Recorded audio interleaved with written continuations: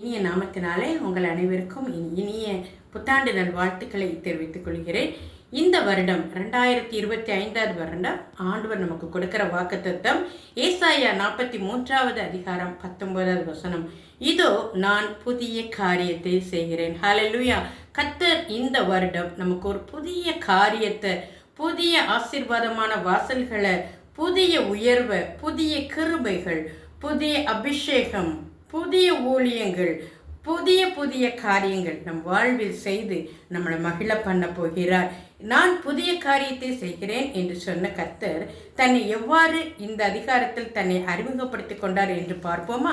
ஏசாயா 43வது அதிகாரம் 17வது வசனத்தை நான் வாசிக்கிறேன். ரதங்களையும் குதிரைகளையும் இராணுவங்களையும் பராக்கிரமசாலிகளையும் புறப்பட பண்ணி அவைகள் எழுந்திராதபடிக்கு ஒருமித்து விழுந்து கிடக்கவும் ஒரு திரி அணைகிறது போல அவைகள் அணைந்து போகவும் பண்ணுகிற கர்த்தர் சொல்லுகிறதாவது, முந்தினவைகளை நினைக்க வேண்டாம், பூர்வமானவைகளை சிந்திக்க வேண்டாம், இதோ நான் புதிய காரியத்தை செய்கிறேன் என்று கர்த்தர் சொல்கிறார்.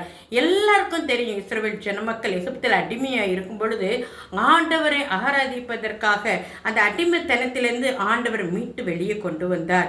வெளியே கொண்டு வந்து நடத்தி கொண்டிருந்த வேளையிலே இஸ்ரவேல் ஜனமக்களுக்கு எதிராக பார்வோனுடைய சேனை பின்தொடர்ந்து வந்தது. போய்கொண்டிருந்த வேளையில் எதிர்ப்புறம் செங்கடல் தடையாக இருந்தது. முன்பக்கம் செங்கடல், பின்பக்கம் பார்வோனுடைய சேனை.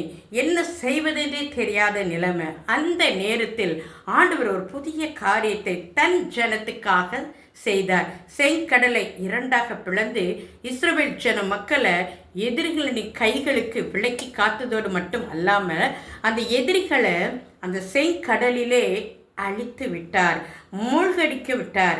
அப்படிப்பட்ட தேவனாகிய நான் சொல்கிறதாவது, நீ முந்தினவைகளை நினைக்க வேண்டாம், பூர்வமானவைகளை சிந்திக்க வேண்டாம், நான் புதிய காரியத்தை செய்கிறேன் என்று கர்த்தர் சொல்கிறார். நம்ம முந்தின காரியம், நம்முடைய காரியத்திலே நடந்த தோல்விகள், துயரங்கள், வேதனைகள், ஆசீர்வாத தடைகளை நினைத்து கலங்காதீர்கள். கர்த்தர் உங்களுடைய வாழ்க்கையிலே புதிய காரியத்தை செய்வேன் என்று வாக்கு கொடுக்கிறார். அவர் இருந்தவரும் இருக்கிறவரும் வருகிறவருமாகிய தேவாதி தேவர். ஹல்லேலூயா. கர்த்தர் பெரிய காரியங்களை உங்கள் வாழ்க்கையில செய்து மகிழ பண்ணுவார். மோசே யாத்திராகமம் 13வது அதிகாரம் 3வது வசனத்தில் சொல்கிறாரு, அவர் கர்த்தர் தன்னுடைய பலத்த கரத்தினால் இஸ்ரவேல் ஜன மக்களை மீட்டு கொண்டு வந்தார் என்று கர்த்தர் சொல்கிறார். கர்த்தருடைய வலது கரம் உங்களுக்காக இந்த வருடம் ஓங்கியிருக்கிறது. கர்த்தருடைய வலது கரம், பராக்கிரமம் செய்கிற கரம் உங்களுக்காகவும் எனக்காகவும் இருக்கிறபடியினால இந்த வருடத்தை கண்டு, இந்த வருடம் எவ்வாறு நமக்கு காணப்படுமோ, நமக்கு ஆசீர்வாதமாக இருக்குமா, இந்த வருடம் நம்மளுக்கு எப்படி ஒரு நல்ல ஒரு நிலைமைக்கு இருப்போமா என்று ஒரு கலக்கம், அந்த வேதனைகள் எல்லாவற்றை தூக்கி எழுந்துவிட்டு கர்த்தர் எனக்காக யாவையும் செய்து முடிப்பார். இதோ நான் புதிய காரியத்தை செய்கிறேன் என்று சொன்னவர் உங்களுடைய வாழ்க்கையில் அனைத்து காரியங்களும், புதிய காரியங்கள், புதிய ஆசீர்வாதங்கள், புதிய வழிகள், புதிய உயர்வுகள், புதிய புதிய ஆசீர்வாதங்களினால உங்களை நிரப்பி உங்களை காத்து வழி நடத்துவார்.